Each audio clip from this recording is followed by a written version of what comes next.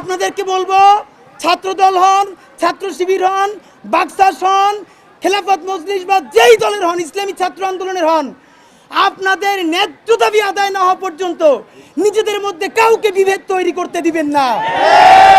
বন্ধুরা আমার, আপনাদেরকে একটা কথা বিনীতভাবে বলতে চাই, আপনারা আমাকে কাইন্ডলি একটা কথা শুনেন।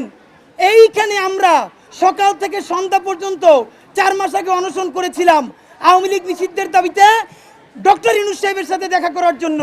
সর্বশেষ তার একান্ত সচিব এসেছিলেন। ভাইয়েরা, আপনারা যদি এখন এরকমই ফিক্স থাকেন আমরা ইউনূস স্যারের সাথে কারোর সাথে দেখা করব না, তাহলে তো একটু কঠিনও হতে পারে।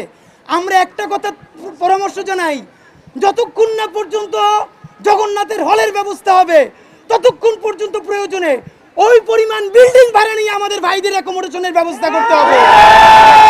টাকা পয়সা বুঝি না, সকল সিদ্ধান্ত জগন্নাথের স্যাররা দিবেন, আমাদের ভাইরা দিবেন। শুধু আপনাদের পক্ষ থেকে আমরা এটা বলে যাই, আমরা আপনাদের অ্যাকোমোডেশনের ব্যবস্থা চাই।